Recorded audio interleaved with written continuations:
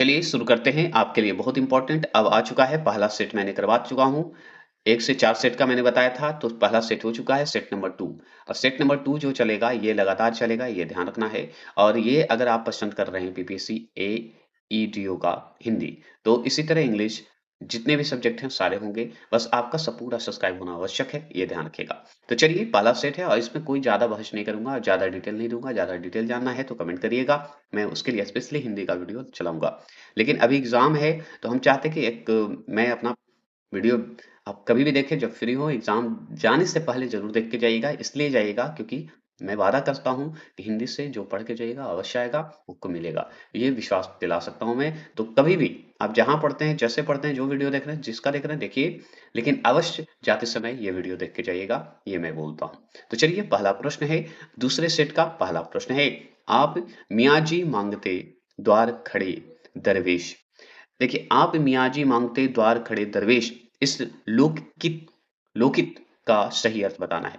तो लोकित का अर्थ सही अर्थ यही है कि अगर आप जहाँ आप खुद गरीब हैं, वहाँ पे और एक गरीब आ जाए, मतलब भिक्षा लेने, तो समझिए कि वहाँ पे जमाकड़ा हो जाता है। तो जहाँ जिस लेवल का लोग हैं, उस लेवल का जमाकड़ा बनता है। ये तो आप जानते हैं। इसलिए कहा जाता है कि विवाह भी उसी लेवल से कीजिए जिस लेवल का आप लोग हैं, हम लोग हैं। उससे ज़्यादा चादर वाले में विवाह करिएगा तो दिक्कत तो होगी ही। ये नियम है, सांसारिक नियम है। ये कविता भी यही कहता है। ठीक है? तो किसी निर्धन के घर भिखारियों का भीड़ होना। तो जो निर्धन है, उसी के साथ तो निर्धन रहेगा, अन्यथा कैसे मैच करेगा? नहीं करेगा ना, धन ही नहीं देगा। तो ये हकीकत है, वास्तविक सच है, जिसे अपनाइए और जहाँ जिसके लेवल से है, अपने लेवल से दोस्ती कीजिए। बाद में अगर आपका लेवल बढ़ जाए तो भी दोस्ती निभाइए, ये इम्पोर्टेंट है। चलिए दूसरे प्रश्न है, कमल, मोती, पानी से उत्पन्न होने वाला, ये किस शब्द के अनेकार्थी शब्द हैं?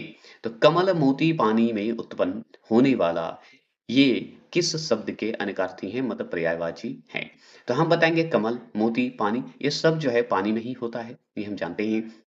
तो इसे जल जग कहते हैं, जलज कहते हैं। क्या कहते हैं? जलज कहेंगे। याद रखिएगा, जल्द किसे कहेंगे? तो जल्द कहेंगे, पयोधर कहेंगे, इसे बादल का पर्यायवाची दिया जाता है। ठीक है? ये भी हो गए। और भी जानकारी देंगे, लेकिन अभी हमको नहीं लगता कि देने की आवश्यकता है। अगर बात करें तीसरे प्रश्न का कि निम्नलिखित में से कौन सा शब्द जो है अथ का विलोम है? अथ का विलोम मतलब उल्टा शब्द। अथ मतलब होता है इति। इति, ठीक है? अथ मतलब इति। इति इसका विलोम है। ठीक है? अब अथ का अर्थ अगर आपसे पूछते तो अथ का बताना है कि भाई इसका देखा जाए तो आरंभ कहिए, प्रारंभ कहिए, है ना? यही होता है। चलिए, अर्थ ऐसे दिया हुआ अर्थ। चलिए आगे बात करें चौथे प्रश्न। निम्नलिखित में से कौन सा शब्द जो है उदार से है? उदार मतलब होता है दानवीर, दान देने वाला, उदार व्यक्ति, कोमल व्यक्ति, है ना? तो नर्म, कोमल, ये सब हो गए। पुरुष भी एक कोमल है, क्योंकि परिस्थितियां पुरुष को कठोर बनाता है। नहीं तो पैदा बेचारा तो नॉर्मल ही होता है ना, सीधा साधा बेचारा होता है, दुनिया से अनजान होता है, बड़ा होता है, तो भी उसका हृदय अभी भी कोमल है, लेकिन वो परिस्थिति के कारण कठोर हो जाता है। मतलब उदार का विपरीत कठोर, ये हो गया। चलिए, अगर मान लीजिए पांचवें प्रश्न की बात करें तो जनगम, जनगम का विलोम शब्द क्या है? तो जनगम का विलोम शब्द, जनगम मतलब चलने वाला व्यक्ति को बोला जाता है, लेकिन जनगम का उल्टा अस्थावर, अस्थावर बोलेंगे, अस्थावर बोल दीजिएगा, क्योंकि अस्थिर है। ठीक है? ये हो गए। चलिए छठे प्रश्न की बात करें। एकदम फास्ट चलेंगे अब, क्योंकि हो चुका पहला वीडियो मैंने बहुत इंट्रोडक्शन दे दिया, बहुत परिचय दे दिया, बहुत अच्छे से समझा दिया। लेकिन अब तो एमसीक्यू करवा रहा हूँ क्योंकि एग्जाम है टाइम पे, बीपीएससी एडीओ, और मैं चाहता हूँ ये खत्म कर दूं, क्योंकि फिर केवीएस का मुझे चलाना है, फिर बीपीएससी जो आ रहा है टीचर का, उसका एमसीक्यू कराना है। तो मेरे पास बहुत समय नहीं है, अब मेरे पास एक्टिव होने का समय है। अब हम आप लोग को छोड़ के नहीं जा सकते कहीं, तो हमको जितना जल्दी हो सकता है एक्टिव होना है। तो निम्नलिखित में से कौन सा शब्द जो है खर का पर्यायवाची है? तो खर का पर्यायवाची मतलब खर बोला जाता है, बहुत सारे ऐसे पर्यायवाची होते हैं, लेकिन खर माने ऑप्शन के हिसाब से गधा होगा। खर गधा को कहते हैं, है ना? तो ऑप्शन नंबर ए। सातवें प्रश्न की अगर बात करें कि दोपहर के बाद का समय इस वाक्यांश के लिए उपयुक्त शब्द है। तो दोपहर का समय जो आएगा, तो दोपहर के समय को हम कहते हैं अपराह्न। पूर्वाह्न, अपराह्न, मध्याह्न ऐसे चलता है ना, तो अपराह्न दोपहर के समय को कहते हैं, है ना?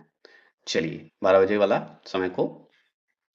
अब देखिए आठवें प्रश्न को एकदम सिंपली समझिए, घास फूस में कौन सा समास है? अब घास फूस, घास और फूस अलग करके, घास को अलग, फूस को अलग। तो घास फूस मतलब द्वंद्व हो रहा है, एक दूसरे में द्वंद्व हो रहा है, तो द्वंद्व समास होगा। तो ऑप्शन नंबर बी होगा। चलिए, ये भी सही है। 9वें प्रश्न की बात करते हैं। 9वां प्रश्न है कि किस शब्द के मतलब किस शब्द में उपसर्ग नहीं है? तो कौन-सा ऐसा शब्द है जिसमें उपसर्ग नहीं है? तो देखिए, उपसर्ग की बात करें तो इसमें उपसर्ग है, इसमें है, लेकिन इसमें उपसर्ग नहीं है। विरासत तो खुद है ना जी। अरे भाई! आपके पिताजी विरासत में छोड़ के गए हैं। ये हो गया। चलिए, अगर बात करें 10वें प्रश्न का, राम सेब खाता है, इस वाक्य में जो क्रिया जो है, कौन-सा प्रकार है? क्रिया का कौन-सा प्रकार है, ये बताइए? तो हम बताएँ राम सेब खा रहा है, तो सकर्मक क्रिया है ना जी, सेब कर्म है, खाना क्रिया है और राम जो हमारा क्या है? करता है, तो सकर्मक क्रिया है। सब तो बता ही रहा है, राम सेब खाता है, इसी पे आम दे देता तो क्या दिक्कत था? 11वां प्रश्न है निम्नलिखित में से कौन-सा शब्द जो है स्त्रीलिंग है? तो कौन-सा शब्द स्त्रीलिंग है? सबसे बड़ी बात तो समस्या ये है कि स्त्रीलिंग पूछ रहा है। अब स्त्रीलिंग में पूछ रहा है, अब आंसर दे रहा है इसका पुरुष। अब बताइए कि कौन-सा शब्द स्त्रीलिंग है? पुरुष स्त्रीलिंग है। पुरुष स्त्रीलिंग है, बताइए? देखिए, एक बात बता दूँ यहाँ पे थोड़ा-सा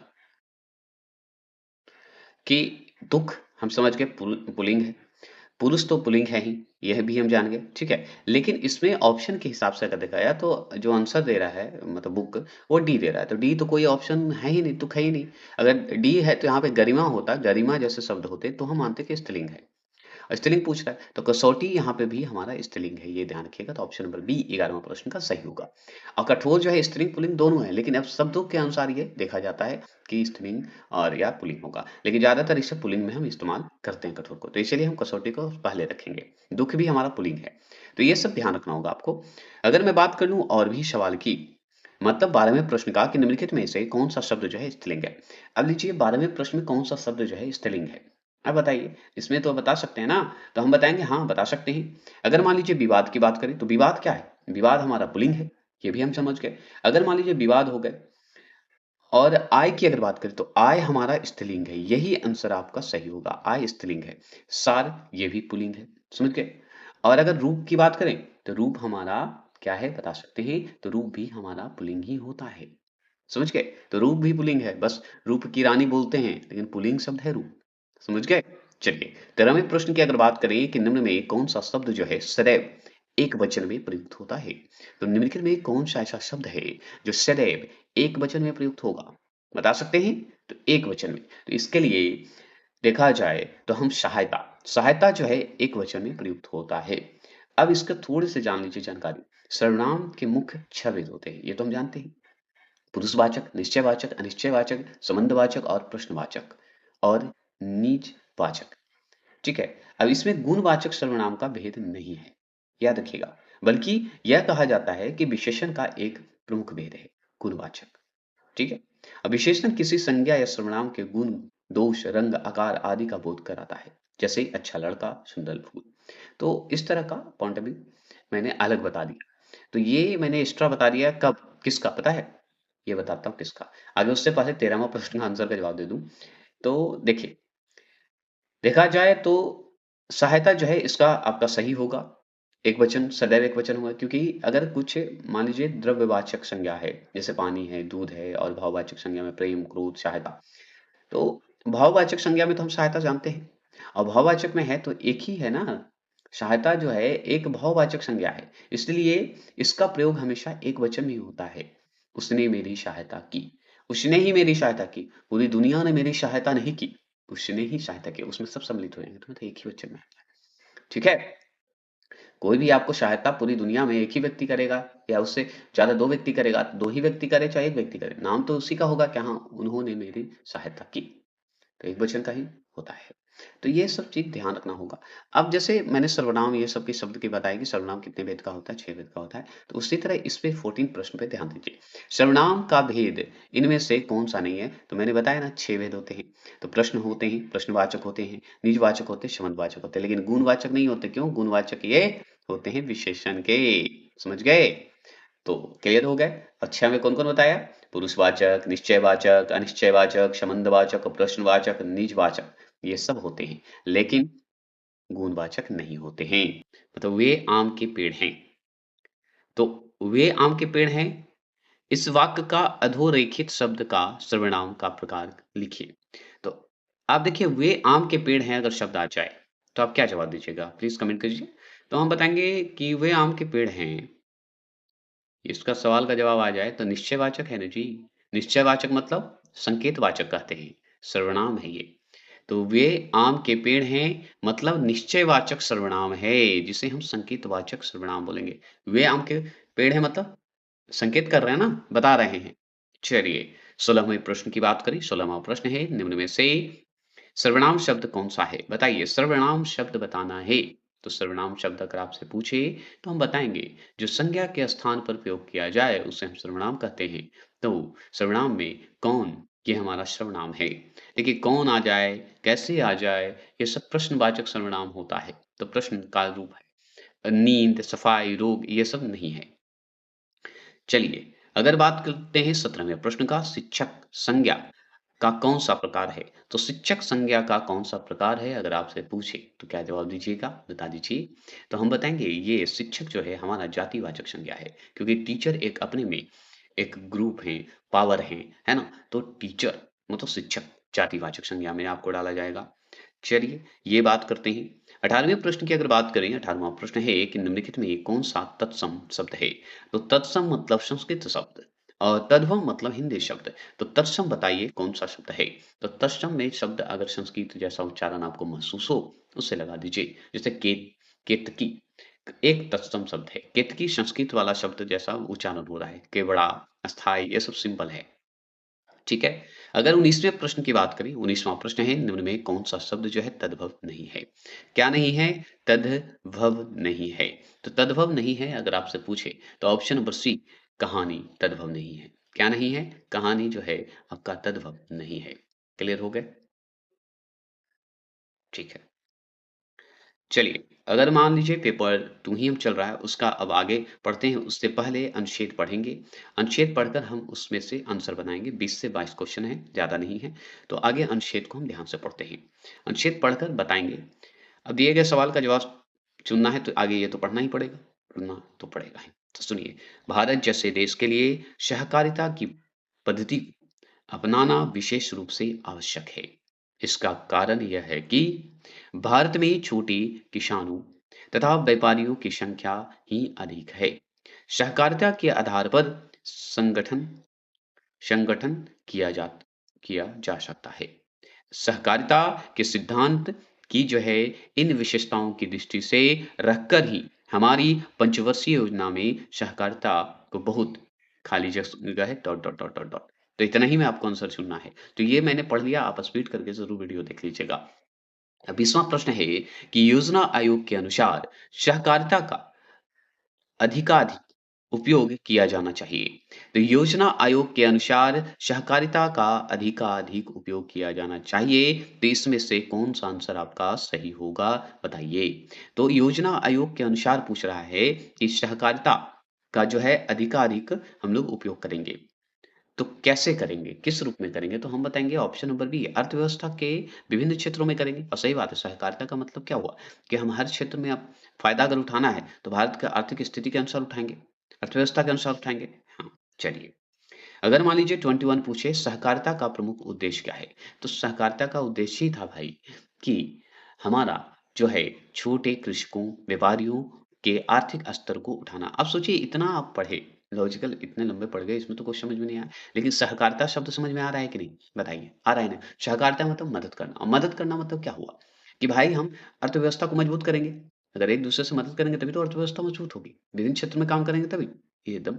अगर फिर सहकारिता का प्रमुख उद्देश्य, तो प्रमुख उद्देश्य क्या है हमारे भारत का? कृषि इम्पोर्टेंट है, व्यापार ही इम्पोर्टेंट है, तो यही तो आंसर होगा। पंचवर्षीय योजना कब होगा? जब तक कृषि और व्यापार में कुछ बदलाव और नहीं होगा तब तक क्या पंचवर्षीय योजना का भूमिका होगा? कुछ नहीं। तो हम सबसे पहले जब बी आंसर है, तो ये आंसर काहे टिक लगाएँगे? ये भी ध्यान रखना है। अब 22 क्वेश्चन नंबर है कि सहकारिता निर्धन किसानों का जो है उद्धार कर सकती है। और सही बात है कि अगर सहकारिता निर्धन जो हैं, किसान जो है निर्धन किसान हैं, उनकी उद्धार कर सकती है। उद्धार मतलब उनको पार लगा सकती है, इन्हें पैसे धन दौलत कमाने की विधि बता सकती है। तो इस ऑप्शन के हिसाब से बताइए अब क्या होगा? क्या कृषि संबंधी सुविधा होंगे? क्या होंगे बताइए? तो 22 का आंसर देखा जाए तो इस गद्य के अनुसार या गद्यांश के अनुसार या अनुच्छेद के अनुसार देखें तो उन्हें एक सूत्र में पिरोकर उनका आर्थिक स्तर विकसित कर सकते हैं। मतलब सहकारिता निर्धन किसानों का उद्धार अगर करना है तो एक साथ मिलकर करना होगा। आर्थिक स्तर को विकसित करना होगा। तो आंसर डी आंसर सही है। आप अपने मन से भी नहीं भी पढ़ते ना और इस अनुसार पूछता ना तो आप ऐसे भी पढ़ के 4 ऑप्शन लगा के टिक लगा के आ सकते हैं, बहुत ईज़ी है।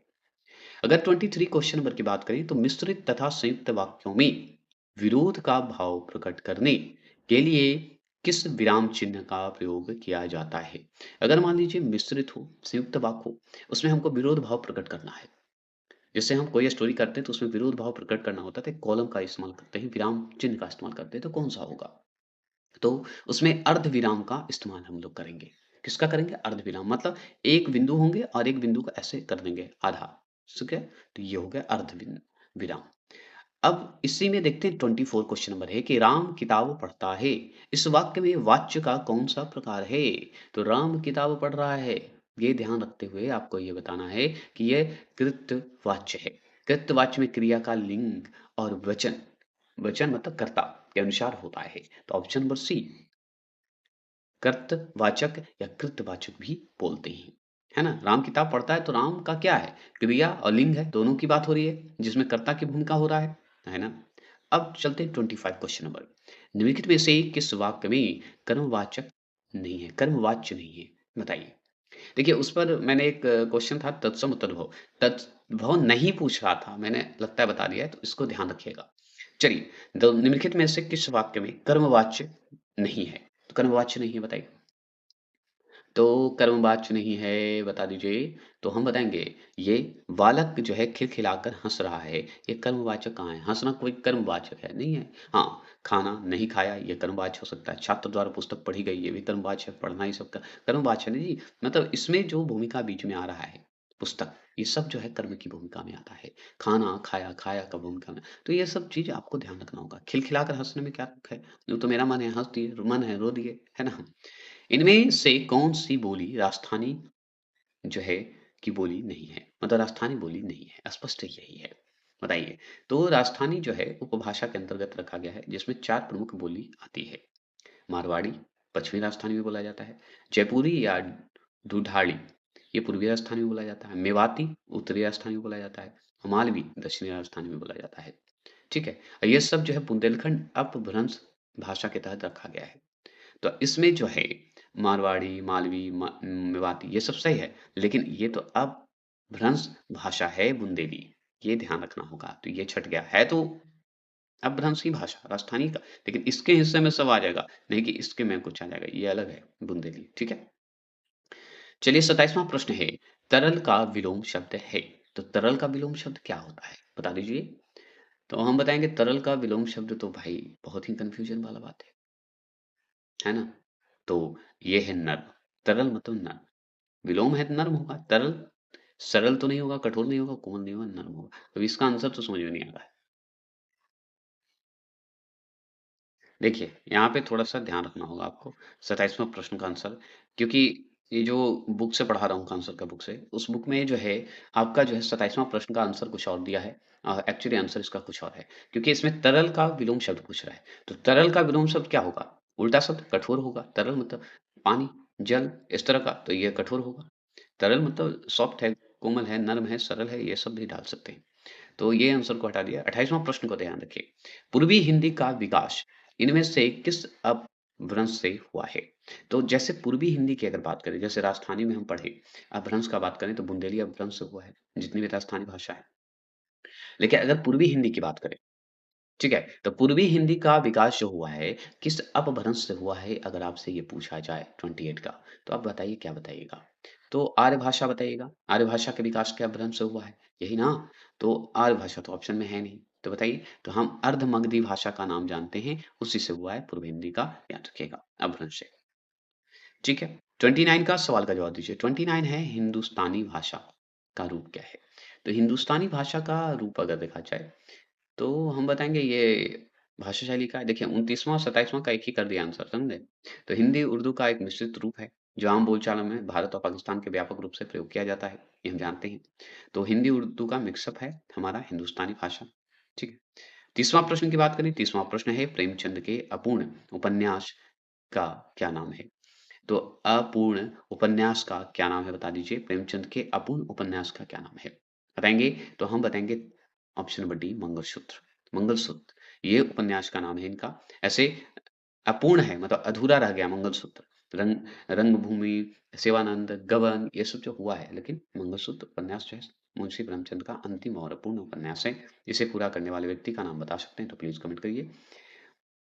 ऐसे इनके उपन्यास की तो कमी है नहीं, बहुत है जो कि पूर्ण है। 30वां प्रश्न तो हो गया। 31वां प्रश्न है, गुलेरी जी द्वारा संपादित पत्र कौन सा था?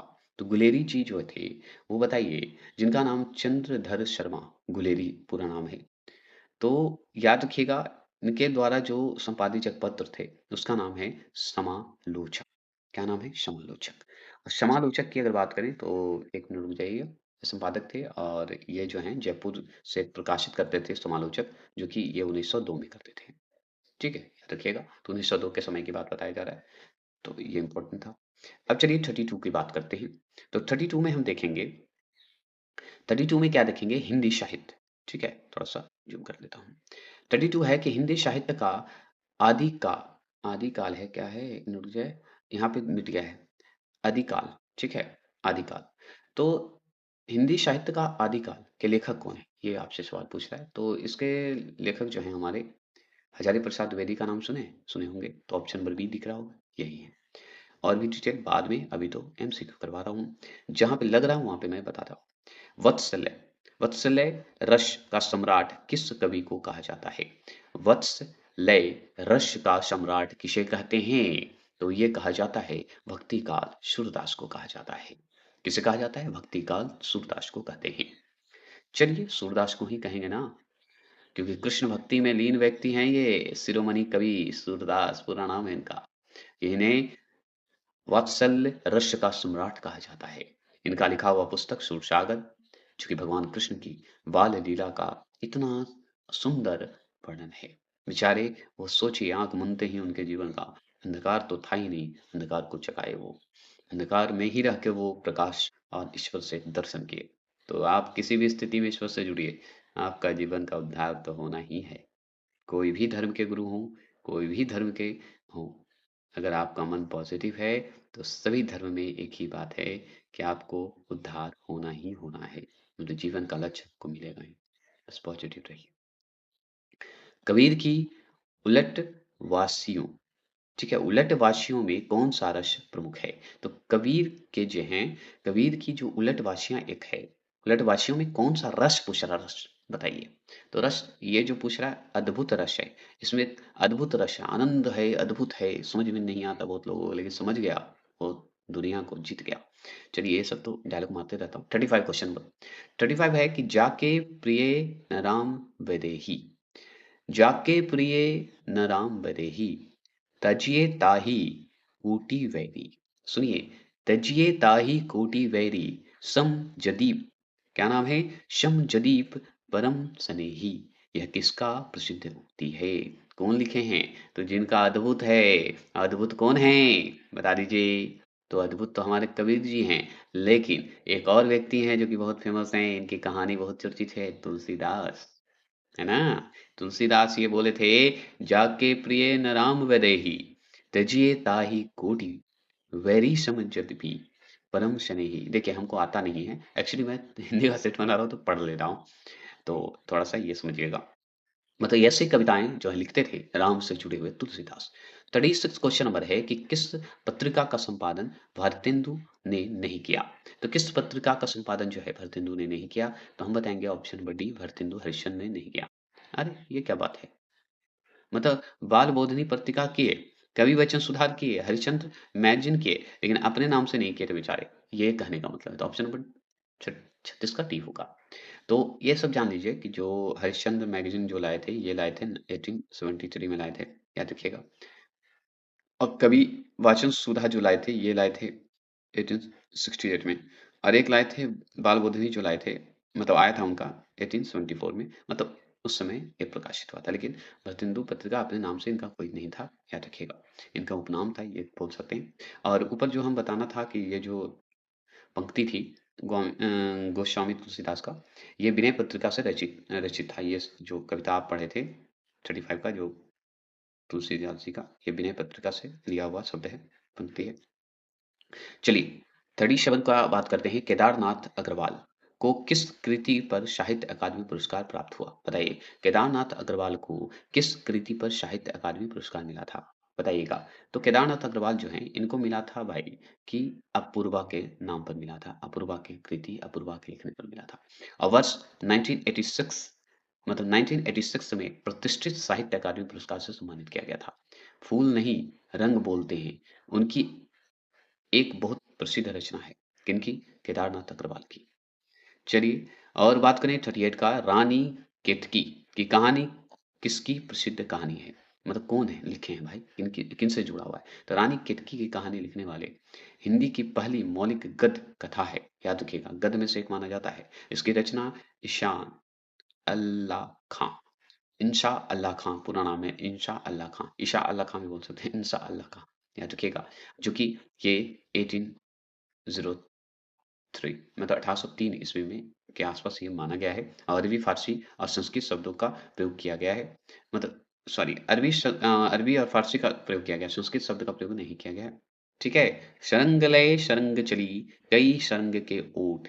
शरंग शरंग झीनो, पाई के शरंग, कई गई चोट, कई गई चोट।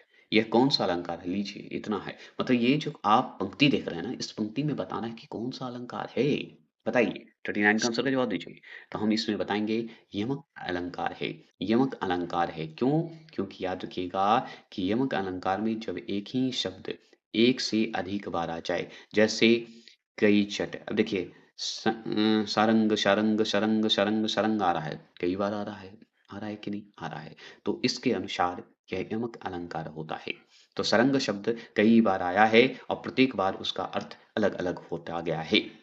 प्रश्न है, अवधि शिला का उस पर था गुरु भार, तिल तिल काट रही थी दृग जलधार में कौन सा छंद है? अब इसमें छंद बताइए। उसमें अलंकार पूछा है, इसमें छंद बताइए 40वां प्रश्न का। तो इसमें जो है वो वैर वै वरवै छंद है। क्या है? वरवै छंद है। अब वरवै छंद क्या होता है बता दीजिए। तो वरवै एक अर्धसम मात्रिका छंद है।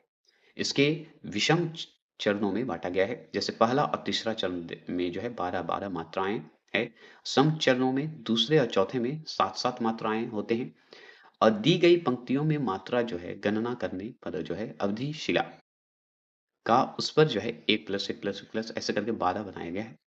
ठीक है? तो ये बहुत लंबा प्रोसेस है, ये बताने लगूँगा तो आप भी कन्फ्यूज़ करिएगा, बिना लिखे वो बता नहीं सकता, तो मैं बताऊँगा बाद में। तो इस तरह का है। तो चलिए आगे चलते हैं। 41 प्रश्न की बात करें, 41 प्रश्न है कि कौन-सा समूहवाचक संज्ञा नहीं है? तो कौन-सा समूहवाचक संज्ञा नहीं है? तो हम बताएँगे ये समूहवाचक जो संज्ञा नहीं है, ये झरना हमारा समूहवाचक नहीं है। क्योंकि समूहवाचक जो है, संज्ञा का वह शब्द है जिसका प्रयोग जो है हम वस्तु के समूह को मतलब परिभाषित करने के लिए करते हैं। जैसे कि भीड़, वर्ग, है ना? सभा, सेना ये सब। झरना कहाँ है भाई? चलिए 42 क्वेश्चन नंबर है कि यह लड़की लड़की बहुत सुंदर है। हम लकड़ी पढ़ने आ रहे थे। तो यह लड़की बहुत सुंदर है। वाक्य में लड़की शब्द क्या है? अब लीजिए, सुंदर तो विशेषण है ही, लेकिन लड़की पूछ दिया है, तो जातिवाचक संज्ञा है। लड़की तो एक पूरा ना, जितनी भी लड़कियाँ हैं, अब नाम तो है नहीं उसमें, तो नाम तो दिया नहीं, तो जातिवाचक में आ जाएगा और जातिवाचक संज्ञा हो जाएगा। कोई दिक्कत? बताइए 42 का? एकदम नहीं, तो जातिवाचक संज्ञा। चलिए 43 क्वेश्चन नंबर यहाँ पे देखिए। 43 है कि रिक्त स्थानों को भरने के लिए सबसे उपयुक्त शब्द का चयन करें। लड़का बहुत चालाक है। तो लड़का चालाक है, लेकिन बहुत चालाक है, कैसे चालाक है बताइए? है ना? तो हम इस वाक्य में कर्ता जो है लड़के के बारे में है, जानकारी दे रहा है, ये हम जानते हैं। और अलग से इसलिए क्योंकि वह जो है शब्द का प्रयोग हम जानेंगे तो सर्वनाम हो जाएगा। तो वह लड़का बहुत चालाक है, क्योंकि हम इंडिकेशन दे रहे हैं कि वो लड़का बहुत चालाक है। चलिए 44 क्वेश्चन नंबर है विशेषण है। तो विशेषण क्या है बता दीजिए। तो भाई विशेषण की बात करते हैं और भूल जाते हैं, नहीं भूलने देंगे। विशेषण, तो ये जो है जीवंत, जीवंत जो है विशेषण है। जीवनी, जीवंत बहुत इंपॉर्टेंट है, जीवंत बहुत इंपॉर्टेंट है। चलिए यहाँ पे देखिए, यहाँ पे ऑप्शन बट ये डी होगा, उपरोक्त में से एक से अधिक होगा। जीवंत तो हो गया विशेषण, जीवंतता ये भी है, तो इस तरह से एक से अधिक होगा। यहाँ पे ये जो मिस्टेक हो गया है, ठीक है? चलिए अगर मान लीजिए आंसर तो एक सही है और ऐसे बी भी सही है, जीवनी भी एक तरह से अनुमान लगाया जा सकता है, तो ये एक से अधिक लगाइएगा टिक इसमें। चलिए 45 क्वेश्चन नंबर है, जो पढ़ेगा वह पास होगा, कौन सा विशेषण है? तो जो पढ़ेगा वो पास होगा, ये विशेषण बताने वाले व्यक्ति का नाम बताइए, तो उस व्यक्ति को हम बताएंगे, मतलब विशेषण बताना है, मैंने ऐसे ही बोल रहा हूँ विशेषता बताते हुए, तो ये जो है सर्वनामिक विशेषण कहलाएगा। तो सर्वनामिक विशेषण कहाँ है? ऑप्शन नंबर डी में। क्यों होगा? क्योंकि ऐसे सर्वनाम शब्द जो संज्ञा से पहले लगकर उस संज्ञा शब्द की विशेषण की तरह विशेषता बताते हैं, वे शब्द सर्वनामिक विशेषण होते हैं। जो पढ़ेगा वो पास होगा, इसमें सर्वनामिक विशेषण है। क्लियर हो गया? अगर 46 की बात करें, स्वर संधि के कितने मुख्य प्रकार हैं? तो स्वर संधि के कितने मुख्य प्रकार हैं अगर आपसे पूछे तो क्या जवाब दीजिएगा? बता दीजिए तो ज़रा। बताइए। तो हम बताएँगे कि भाई 5 हैं, इसमें सोचना ही नहीं है, स्वर संधि के कितने हैं? 5 हैं। अब कौन-कौन 5 हैं बता दीजिए? तो हम जानते हैं, पहला दीर्घ संधि, दूसरा गुण संधि, तीसरा वृद्धि संधि और चौथा यन संधि और 5वां यादि संधि। ये हो गए, समझ गए? संधि के 5 हुए। अगर मान लीजिए 47 क्वेश्चन की बात करें, यतीव का संधि विच्छेद क्या होगा? 47 क्वेश्चन नंबर अतीव। अतीव शब्द का संधि विच्छेद होता है अति प्लस ईव। अतीव प्लस ईव कहाँ है? ऑप्शन नंबर ए में है, इसलिए आंसर ए होगा। अगर मान लीजिए 48 सवाल पूछे कि माली मालिन में समास बताइए। यहाँ पे प्लस नहीं, संधि नहीं, माली मालिन में समास पूछ रहा है, तो माली मालिन में समास अगर पूछे 48 का आंसर का जवाब, तो हम बताएंगे द्वंद्व समास है, माली मालिन। जैसे घास फूस है ना, तो द्वंद्व समास है। द्विगु नहीं, द्वंद्व है। द्विगु मतलब संख्या। चलिए 49 क्वेश्चन नंबर है कि लंबोदर किस प्रकार का समास है? बता दीजिए, कमेंट कीजिए। तो लंबोदर शब्द आ जाए तो हम गलत कैसे करेंगे? मेरा गणेश जी का भाई कहा जाता है लंबोदर। तो लंबोदर अगर पूछे तो हम बताएंगे कि जिस समास में दोनों ही पद प्रधान हों, है ना? मतलब दोनों पद प्रधान ना हो, सॉरी, जिस समाज में दोनों पद प्रधान ना हो लेकिन दोनों ही पद किसी तीसरे या अन्य अर्थ का प्रकट करता हो, जैसे लंबोदर, तो दोनों पद प्रधान नहीं है लेकिन हमारे गणेश जी को बताता है। लंबोदर किनको? गणेश जी को कहते हैं। तो ये जो होता है, ये होता है कौन सा समास? बहुब्रीहि समास। समझ गए? जिनका पेट लंबा हो, बहुब्रीहि समास है लंबोदर। चलिए, दशानन, ये सब इम्पोर्टेंट है। चलिए 50वां प्रश्न है, निम्नलिखित वाक्यांशों के लिए दिए गए वाक्यों में से शब्द चुनिए अच्छे आचरण वाला। तो अच्छे आचरण वाले को हम क्या कहते हैं? शब्द चुनिए। तो अच्छे आचरण को सदाचारी कहते हैं, ऑप्शन नंबर ए। बहुत ईजी क्वेश्चन। चलिए 51 क्वेश्चन नंबर का जवाब दीजिए कि आदि से अंत तक के लिए प्रयुक्त एक शब्द क्या है? तो आदि से अंत तक पूछते तो क्या बताना है? अधोपांत बता देना है, अधोपांत। ठीक है? अधोपान जो अधंतन का हिंदी अर्थ है, याद रखिएगा, आज के दिन का, आज से संबंधित है, आज से संबंध रखने वाला, ये वर्तमान से संबंधित है, अधोपन। ठीक है? ऐसे याद रखेंगे। 52 बताइए, 52 है निम्नलिखित में से शुद्ध वर्तनी बताना है, शुद्ध बताना है। तो शुद्ध वर्तनी बताना है तो अद्वितीय, अद्वितीय जो है शुद्ध वर्तनी है, अद्वितीय। अद्वितीय ऑप्शन नंबर, 1 मिनट रुक जाइएगा, ये अद्वितीय गलत है। हम भी शुद्ध है, 52 का आंसर है अद्वितीय। अगर पूछे तो ये वाला सही है, अद्वितीय। दोनों तरफ जो है हर्षिका दीर्घिकार का ध्यान रखना होगा, जो कि मैंने थोड़ा गलत बताया था। बी आंसर होगा। शुद्ध शब्द क्या है? शुद्ध शब्द बताइए। शुद्ध शब्द बताना है तो इसमें से शुद्ध शब्द आपको देखा जाए तो अनधिकार होगा, अन होगा, अधिकार होगा, तो अनधिकार इधर वाला जो है हर्षिकार दीर्घिकार को ध्यान रखते हुए आपको देना होगा। ये हम सिर्फ बताते जा रहे हैं, नहीं तो इसका बता देंगे शुद्ध और वर्तनी। लेकिन शुद्ध वर्तनी में बहुत सारा मिस्टेक होता है, इसलिए हम इस पे क्या है ना कि अनुमान से आप ज्यादातर टिक लगाइए। ऐसे बता दूंगा हर्षिकार दीर्घिकार, अब ये बच्चों की तरह पढ़ाना पड़ेगा तभी हो सकता है। तो अगर आप चाहते हैं कि बेसिक चाहिए तो कमेंट कीजिएगा। अशुद्ध वाक्य है, तो अशुद्ध वाक्य क्या है बताइए? तो अशुद्ध वाक्य बताना है, तो इसमें अशुद्ध वाक्य जो बताना है वो हम बताएंगे, क्या बताइए? तो हम बताएंगे इसमें कि मैं प्रातः काल के समय घूमने जाता हूँ, यही अशुद्ध है। क्योंकि आज दिन सबसे अच्छा है, ये सही है। तुम्हें इतनी देर क्यों हुई, क्यों लगी, है ना? इस तरह का शब्द हम लोग बोलते हैं। लेकिन इसमें जो है अनुचित दोहरावा हो गया है, इसलिए थोड़ा-सा ये सही नहीं है। लेकिन इसका अगर शुद्ध किया जाए तो मैं प्रातः घूमने जाता हूँ, ये होना चाहिए। ठीक है? इतना ज़रूरी नहीं है रिपीट करने का। 55 प्रश्न की बात करें, 55 है कि निम्नलिखित में से कौन-सा शब्द जो है, कौन-सा वाक्य शुद्ध है? तो कौन-सा वाक्य शुद्ध है, ये आपसे अगर पूछे तो जवाब दीजिए। तो हम बताएँगे कि आपके एक-एक वाक्य तुले हुए हैं। मतलब आपके एक-एक वाक्य तुले हुए हैं, ये वाक्य जो है शुद्ध है। ठीक है?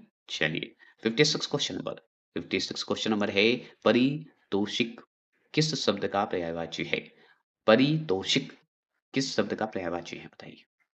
तो ये जो है इनाम, पुरस्कार, बख्शिश, ती, दान, मेहनता ये सब है। तो इनाम जो शब्द आएगा ये आपका परितोषी है जाएगा। 57 क्वेश्चन नंबर की बात करें पर्याय ठीक है? पर्याय की दृष्टि से कौन-सा युग्म सही नहीं है? पर्याय की दृष्टि से अगर देखा जाए कौन-सा युग्म सही नहीं है? बताइए? तो अनिल तुषार, ठीक है? क्या है? अनिल तुषार। ये जो है आपका पर्याय नहीं है, याद रखिए युग्म से। और बात करें 58 का बात करें 58 है वृद्धि का सही। वृद्धि का सही विलोम बताइए। तो वृद्धि का अवृद्धि होगा क्या? ये बताइए? बताइए 58 का आंसर का जवाब दीजिए। तो इसका हो जाएगा 6 वृद्धि है तो 6 घट जाएगा ना जी। चलिए 59 59 59 59 59 59 59 59 1 मिनट 59 बताइए। 59 है कि निम्नलिखित में से किस विकल्प में विलोम शब्द सम्मिलित नहीं है? कौन स में सम्मिलित नहीं है ये पूछ रहा है। तो ये उन्मुख, सम्मुख ये विलोम शब्द कहाँ दिख रहा है? नहीं दिख रहा है। एक दूसरे से दिखना चाहिए ना। विलोम उन्मुख, विमुख ऐसे होना चाहिए, नहीं है। चलिए तो ये हो गए। अब चलते हैं 60वें प्रश्न। तो प्रश्न है मुहावरे का सही अर्थ विकल्पों में से चुनिए मतलब फूला न समाना। फूला न समाना एक मुहावरा है। ये बताइए तो अत्यंत प्रश्न जो प्रसन्न होते हैं, खुश होते हैं, होना इसी को बोलते हैं। तो अत्यंत प्रसन्न होना यही मुहावरे का अर्थ है। 61 क्वेश्चन नंबर है कि बीती बातों को याद दिलाना में कौन-सा मुहावरा प्रयुक्त होता है? तो बीती बातों को याद दिलाना, याद रखिए, तो बीती बातों को याद दिलाना ये होता है गड़े मुर्दे उखाड़ना। एकदम सही बात है। याद रखिएगा, बीती बातों को याद हमेशा रखना चाहिए। क्यों? क्योंकि अगर आपको पास्ट अपना याद है, तो वर्तमान को सुधार करने में काम आता है। अगर अपने सपने का अधूरा चीज़ अगर याद नहीं है, तो पूरा करने की हिम्मत कभी नहीं आएगी। इसलिए पास्ट हमेशा याद रखिएगा। और हर इंसान का एक पास्ट होता है। पावर अपने पास भी होता है। तो उस पावर को पहचानिए, पास्ट को भूलिए नहीं। अच्छा हो या बुरा हो, पास्ट हमेशा याद रखिए, क्योंकि सुधार करने में मदद होती है। 62 क्वेश्चन नंबर है अज्ञे की अरे या यावर रहेगा याद। क्या रहेगा? या यावर रहेगा याद। किस विधा से संबंधित है? आगे की अरे या यावर रहेगा याद जो है किस विधा से संबंधित है मतलब अज्ञे का लिखा हुआ है ये बताइए उन्हीं का शब्द है। तो ये जो है इनकी जो रचना है विधा विधा एक रचना है 90 विधा का मतलब होता है यात्रा साहित्य ठीक है। और ये रचना जो किए थे आगे वो किए थे 1953 ठीक है। तो यात्रा से संबंधित है तो यात्रा वृत्तांत हो जाएगा। विधा से संबंधित है मतलब या वाद रहेगा। चलिए, यात्रा वृत्तांत है ना, यात्रा के जो वृत्तांत के उसकी बात करता है। निम्नलिखित तत्सम तद्भव में कौन-सा विकल्प अशुद्ध है? तो तत्सम संस्कृत और तद्भव हिंदी, ऐसे याद रखिएगा। तो अब बताइए इसमें जो है विकल्प अशुद्ध है बताना है, तो इस ऑप्शन के हिसाब से बता दीजिए। 63 का आंसर का जवाब दीजिए। तो हम बताएँगे चक्षु का तद्भव चक होता है और आँख का तत्सम अच्छी होता है। समझ गए? तो ये ऑप्शन नंबर सी जो है गड़बड़ है। चक्षु मतलब आँख, ये कहाँ से है भाई? ठीक है, तो ये थोड़ा-सा गलत है। अशुद्ध है, चक्षु, आँख ये अलग हो जाएँगे। अगर मान लीजिए चक्षु जो बताया तत्सम, ये चक्षु का तद्भव अगर पूछे तो चक हो जाना चाहिए, है ना? मतलब इस तरह से जैसे कि मान लीजिए वत्स, वत्स ऑप्शन में देखिएगा, तो वत्स जो है तत्सम है, शब्द है, ठीक है? और बच्चा, बछड़ा ये सब जो है इसका तद्भव शब्द है। तो इस तरह से समझने का है जो कि हम बाद में बताएँगे। आगे तो चलिए 64 क्वेश्चन में है निम्नलिखित में से देशज शब्द क्या है? देखिए ऑप्शन नंबर सी इसका सही होगा 63 का, 64 का बताइए। तो इसका जो है ऑप्शन नंबर पछतावा, सॉरी यहाँ पे गलती मैंने बता दिया। देखिए 63 का मैंने क्या बताया? ऑप्शन नंबर सी सही है, 64 का बता दीजिए। 64 का बताइए।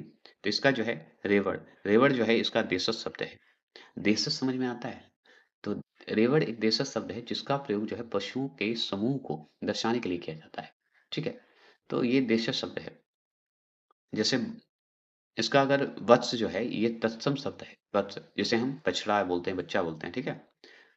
चलिए 65 क्वेश्चन नंबर है कि किस वाक्य में संप्रदान कारक का जो है विभक्ति चिन्ह प्रयुक्त हुआ है? तो बताइए प्रसार कारक बोल रहा हूँ, संप्रदाय संप्रदान कारक जो है ना, कर्ता कारक, कर्म कारक, अपरदंश है, ये सब जो पढ़ते हैं कारक, उससे जो संप्रदान कारक है। तो संप्रदान कारक का बताइए विभक्ति जो हुआ है उसका प्रयुक्त जो हुआ है कहाँ हुआ है? उससे संबंधित वाक्य बताइए। तो इसका वाक्य जो है हमारा 65 का, यह है बी। मालिक ने सेवक को धन दिया। ये हमारा संप्रदान कारक है।